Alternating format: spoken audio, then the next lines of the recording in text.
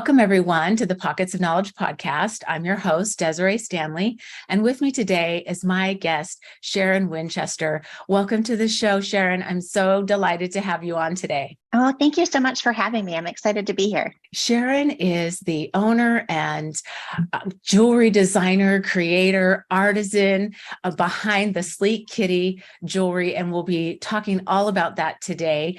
And so, Sharon, tell me, was jewelry design something that you were always interested in, or is that something that just kind of developed later on for you? I think I've always been into it at some level. From the time I was small, I had friendship bracelets, beaded necklaces, Girl Scout camp, making those little swishy charms to share. That was all completely in my wheelhouse.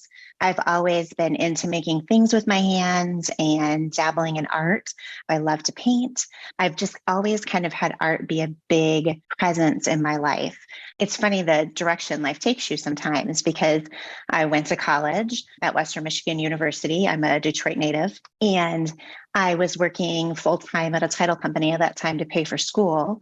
And I so much enjoyed my job in title insurance that I just kind of climbed the ladder. I managed, I learned the commercial side, and I spent almost 18 years doing commercial and residential title insurance. And before we moved here to California from Michigan, I ran the operations for the commercial division of the largest independent title company in the state of Michigan. So art was kind of in the background for a little bit for me, because I was so busy raising kids and trying to balance my career.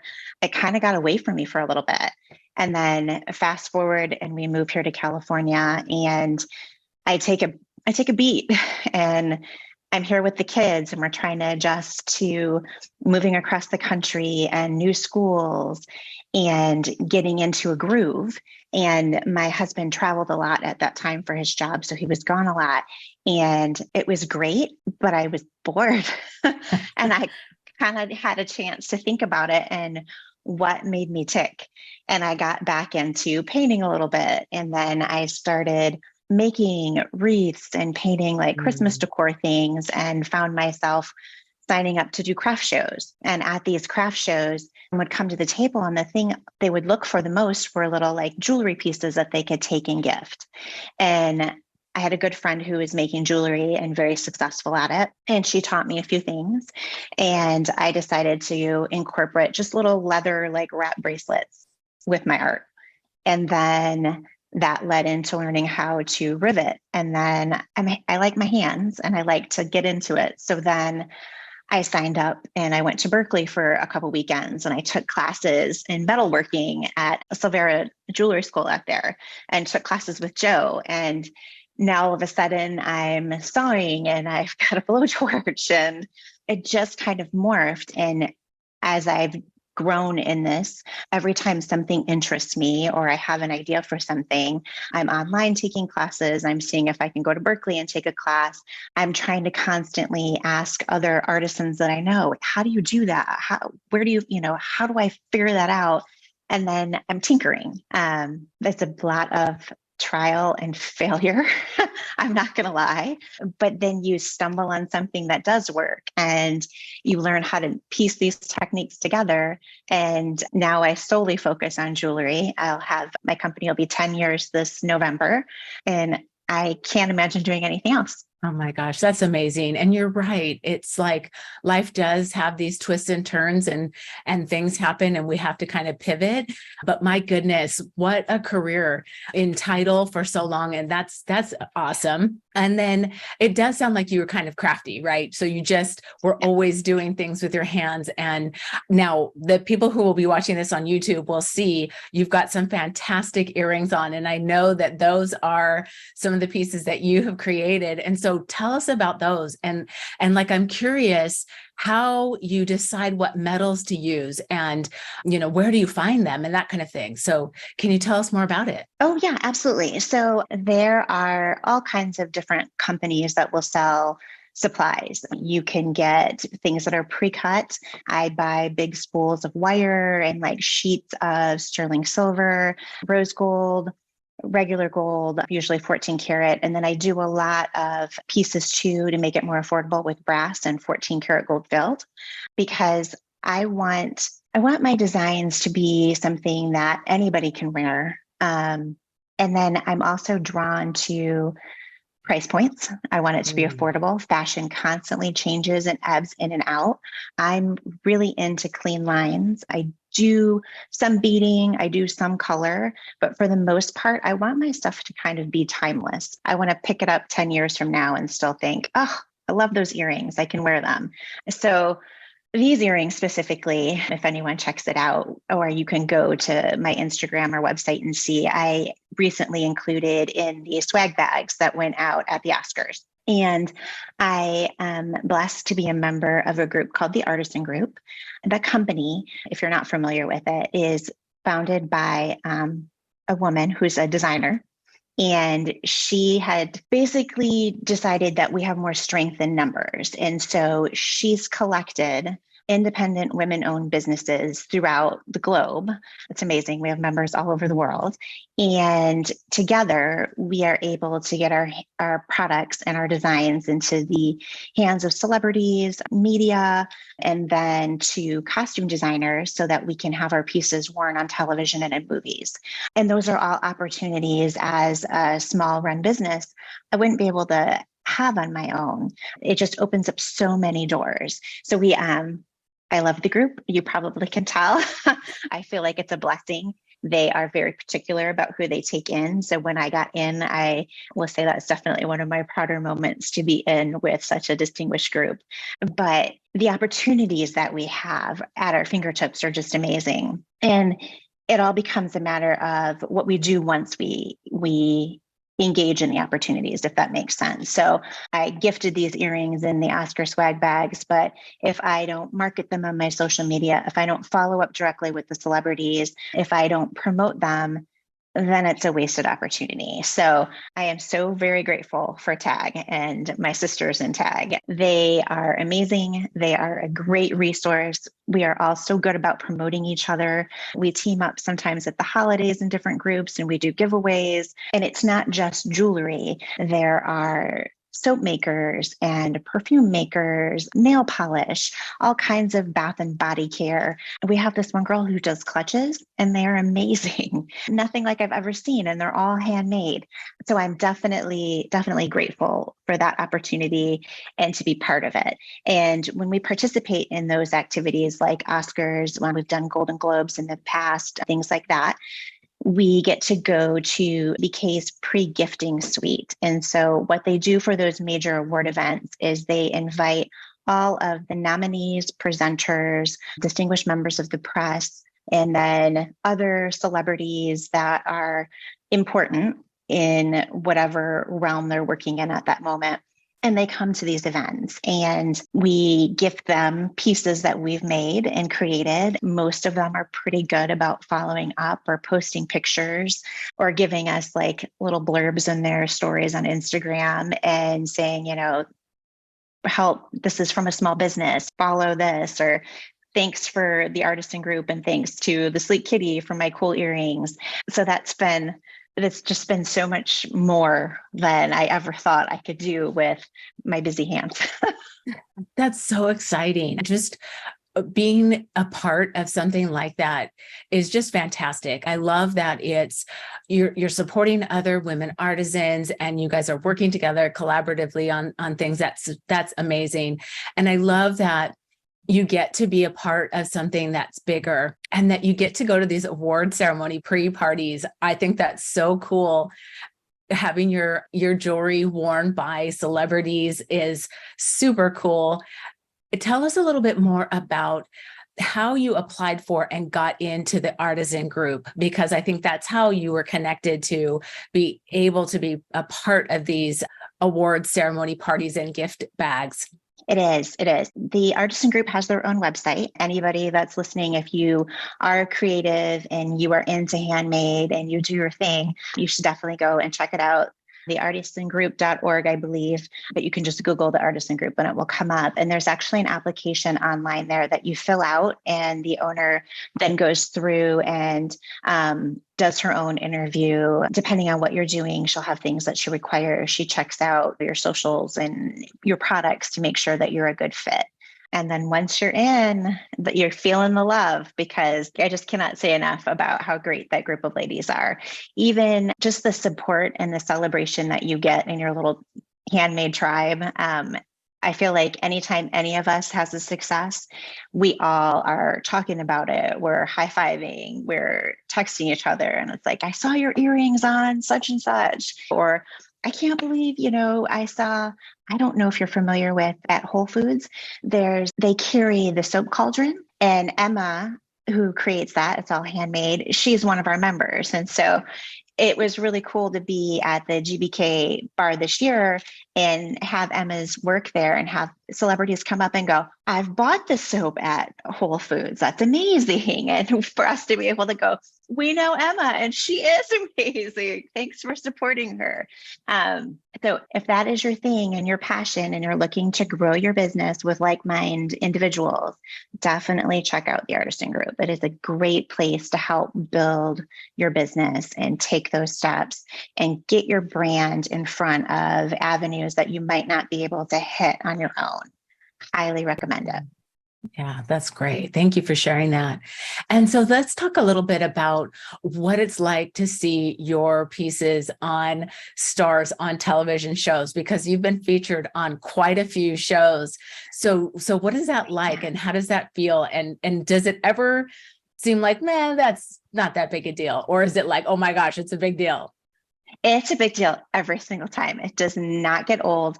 I think I drive my kids nuts every time I squeal when something happens. And I think to them, it's very old and I'm very lame, but I enjoy every minute. I feel like it's a blessing because we're not guaranteed.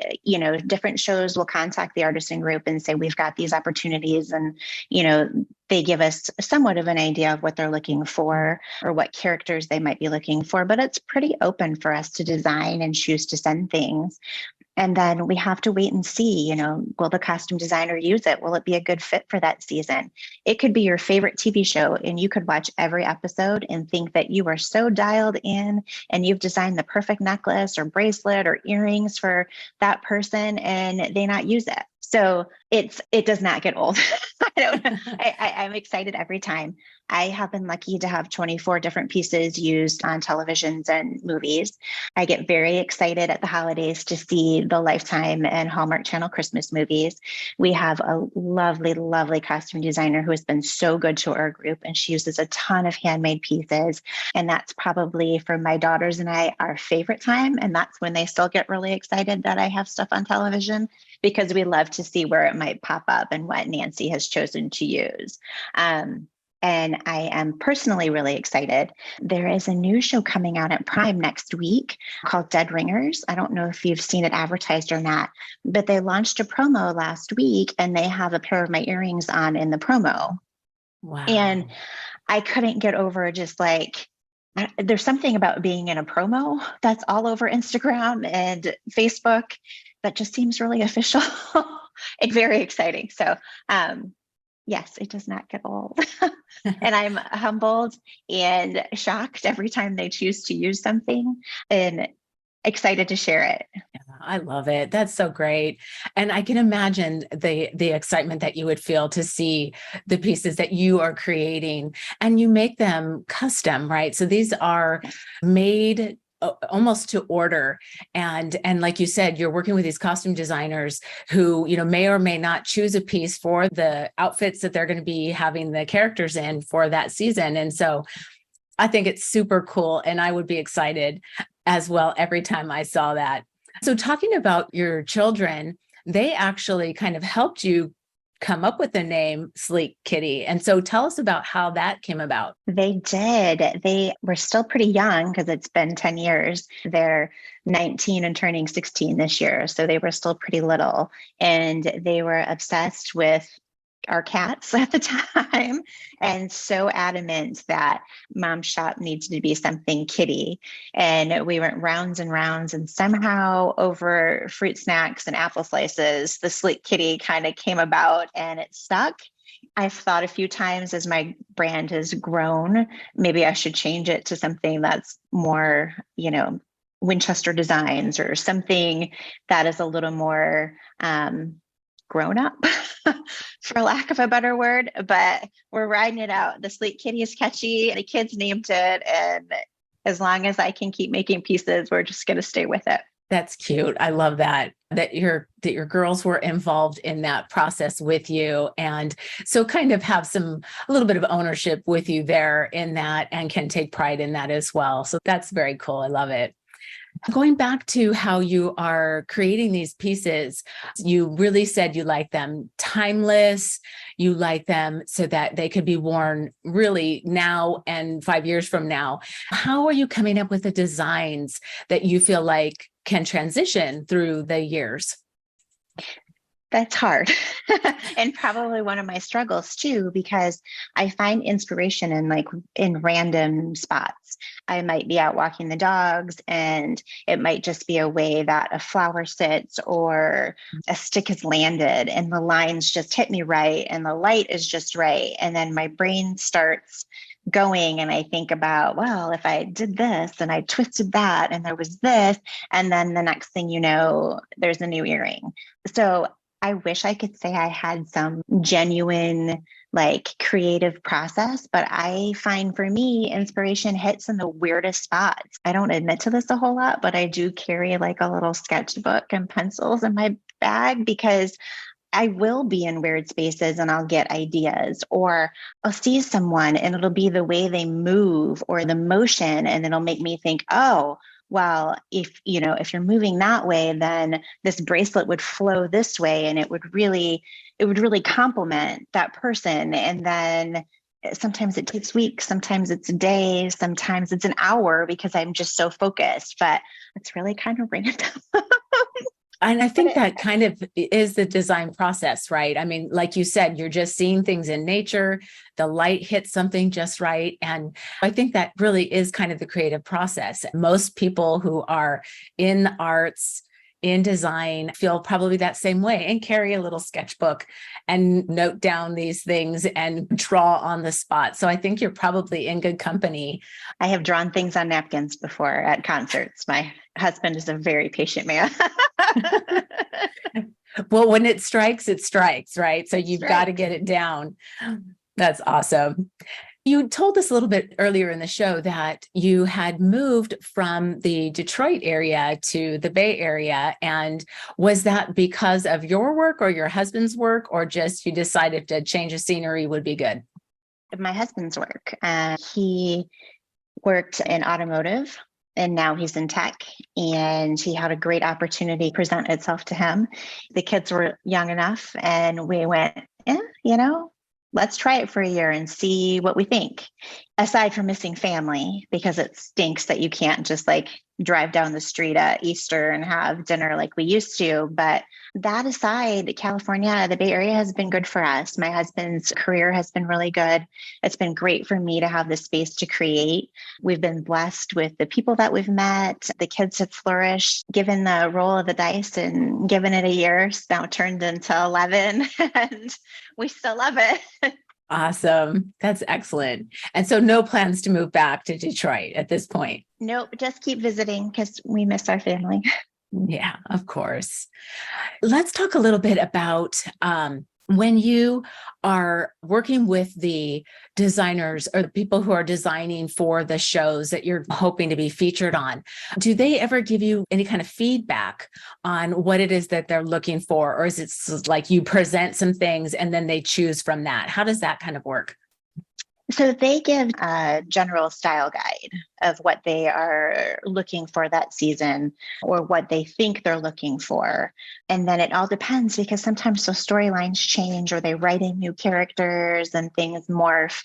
But they do give us just kind of it's usually general. We need sterling silver. We are looking for rose gold for this season. We have characters that do big boho bold. So that's what we're looking for. And they give us kind of a range. And then we submit and we keep our fingers crossed. Well, that's good that you at least get some kind of point of reference, right? That you can branch off from. I think that probably makes it a little bit easier in your design and creation for that. Excellent. It helps for sure. Yeah. So let's go back and talk a little bit more about, you said that you do take classes regularly. It sounds like in Berkeley, there's a particular community, or is it course like a class? How do you get involved in that? Like, how do you sign up for that? Is it through the university or is it completely separate? It's completely separate. There's Joe and I believe Annette, and they own Silvera Jewelry School, and they have their own website, and you can sign up for classes, and some of them are day classes, some of them are weekend classes, depending on the level that you're doing and the intensity and how many steps and so on and so forth. But you can sign up and take classes with them, and they are amazing. They are both great teachers. They have great skill sets. And then they also will bring in guest teachers. And during COVID, they were doing online classes. There's also another online school I subscribe to, and I pop in regularly and try and learn new techniques. I never want to get stale. And I feel like as long as I'm always trying something different, I'm growing. So I try and push myself as much as I can to really kind of expand. And I feel like if I look back to the first things I was doing with my little leather wrap bracelets to the earrings and necklaces and things that I design now, I can really see a lot of growth. And I'm proud of that. I always tell my kids, if you're not learning, you're not growing. We got to push ourselves and we can't just stay comfortable, right? Like you got to keep growing. So it's my attempt to keep myself out there. That's so great. Such an excellent point. If you're not learning and growing, there's no improvement, right? When you start in the beginning, you're maybe not so good at something, but your skills grow and develop as you continue working on it. And then suddenly you're featured on television shows. And so that's just awesome. And such a great lesson for your girls, but just for everyone, is that we've got to keep trying, right? We've got to keep trying to improve our skills and learning and pushing ourselves beyond, limits that we think we may have. Absolutely. And then you just think all the doorways that it opens up. If I didn't take a chance with the Artisan Group, I wouldn't know the group of ladies that I do. And I'm so grateful for them. If I didn't take a chance and go to the gifting lounge this time to represent the Artisan Group, I wouldn't have met Tara. And I love texting with her. Like, she's amazing. I just feel like the more I push myself, the bigger my world becomes. And I'm always learning and gaining so much. I feel like that keeps me creative and that keeps me inspired. So hopefully that's the right combination. And I keep coming up with good ideas and new ideas. Yeah. And so what advice then would you offer to someone who is maybe considering taking that, jewelry class, learning how to make some new kind of art form? What advice would you share with them? Do it. Google in your area. There is always somewhere that you can take lessons or learn something. YouTube has all kinds of stuff that you can go through and do, like wire wrapping. That was one of those things. I couldn't figure out for the life of me how people got beads to like sit on wire. I just like looking, and I'm like, I feel like it would be so simple. It's not. Those people honed that talent. And it has taken me a long time to get to the point where I can wire wrap effectively and efficiently and not have it uncoil or the beads fall off. But little things like that, if you look, they're out there. There are art studios and you can pop in. It's no different than learning pottery or learning how to paint. They're there, and try it and see what sticks. And also take the chances and take the risk. Use less expensive materials to experiment. So you don't maybe want to go out and buy a whole sheet of sterling silver to start, but maybe you get something like nickel or aluminum because you're learning and it's softer and you're trying things. So take the risk, give it a shot, and then it'll come and it'll develop and it'll grow. When I first started, I was doing a lot of hand stamping. And I don't know if you're familiar with that, but they basically have like individual letters. And so if you buy anything that's personalized by me, it's not lasered, it's not coming out of a machine. I actually put each letter on there one at a time with a hammer and like a metal, like an old school typewriter, but it's me, for lack of a better way to explain it. And when you start it's crooked and your impressions are bad. They're heavy on one side, they're light on another. There's so much room for error. But I kept practicing on little blanks that I would get at Michael's or Joanne Fabric, Hobby Lobby. And sure enough, with enough like learning how to tilt and tap and pressure, I can stamp straight. And it's one of my favorite things to do, actually. Take the chance, do it. It's worth it. I love that. No, that's awesome. And such a great point about starting with materials that are less costly, because then you're not feeling like, oh my gosh, I can't practice, I can't try this because it costs so much for this material. But if you're starting with something that's less expensive, then you don't have that reservation to attempt something new, right? And that's excellent. Great point. And then there's also lots of opportunity on Facebook, and look for groups. And if you're interested in getting started, there's always somebody coming in and there's always somebody going out, right? Because life pivots and you can buy good quality material, hammers, saws, blades, things that you need to get started in a jewelry business for half the cost because they're used. So it's a great way to get your foot in the door and start to build than trying to go out and spending all the money on the equipment, brand new. There's ways. Check out your community. It's worth it. Yeah. Oh, that's awesome. Thank you for sharing that, because I never would have thought, that these things would be available. Maybe if somebody, like you said, has to pivot to something else and they maybe don't need these tools anymore, or they've grown beyond or switched mediums or something, and so they don't need them. That's advice. So thank you for sharing that. So let's talk then a little bit about challenges that you've faced. I know obviously it takes time. It's practice. And like you just shared with us about tapping those letters until you get it just right. But was there any other challenges that you faced in launching the business, or maybe in designing, or anything that you want to share? For me, it was trying to get my ducks in a row. So when you're an independent business owner, you wear all the hats. I don't have a web design team. I started out on Etsy and then eventually moved into my own website using Shopify. It is a lot easier if you are inept at web design like I am. You make stuff out of metal, but throwing together websites a bit of a challenge. For me, that was always like one of my biggest challenges, was trying to figure out how to put my brand together in a way that represented me and what I wanted to get out there, and then also getting it out there. So one of the biggest things, I think, if you have friends that are independent business owners, if they are handmade, if they are in this line of work, following them on social media, sharing their stuff. I know a lot of people get caught up in, well, I can only help you if I'm buying things. And no, it's great if you have to give a birthday gift and you want to choose something for me, that's awesome.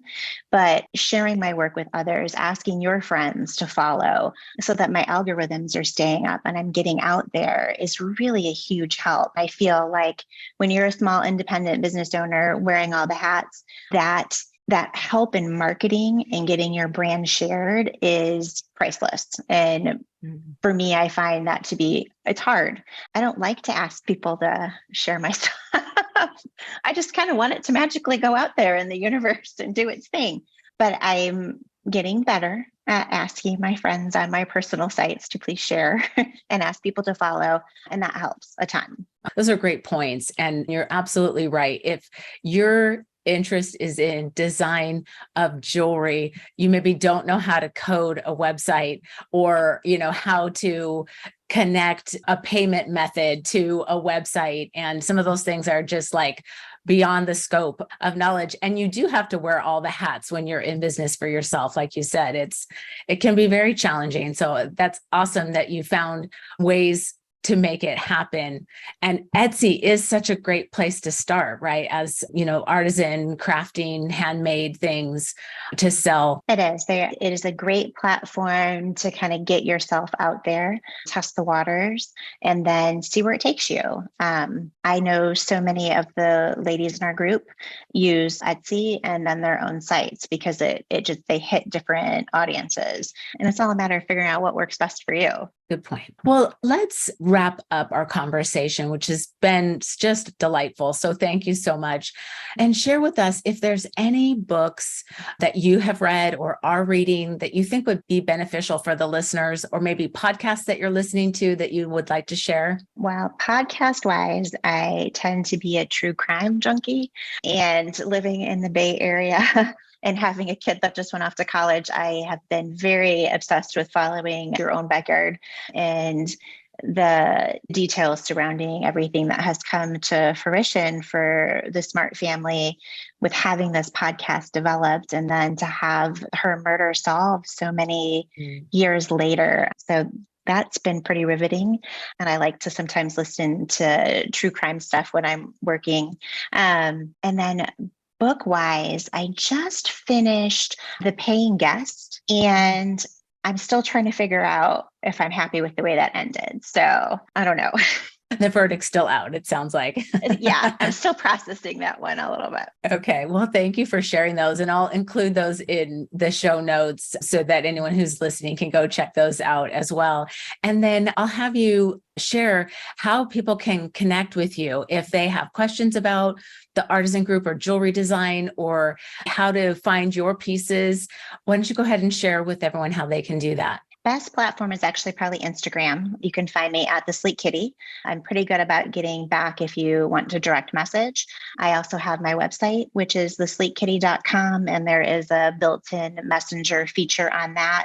If you happen to message at a time that I'm not online, it does come into my email and I'm able to respond. So those are probably the two best ways to find me. And then again, if you've got questions about the Artisan Group or where to take classes in the Bay Area, feel free to message me and I can send you those things directly. Always happy to help. Yeah, that's great. And then I'll have you share those with me as well and be able to include those in the show notes for people to have easy access to that information as well. Well, Sharon, thank you again so much for taking your time to come on the show and share with us the story about how you began your jewelry design business, and just the exciting stuff about being featured on television shows and in award ceremonies. It's so awesome. I love it. I love hearing that. Thank you again for taking the time to be a part of the show. Oh, thanks for having me. I really appreciate it. I hope I helped some people who might be thinking about it get out there. Awesome.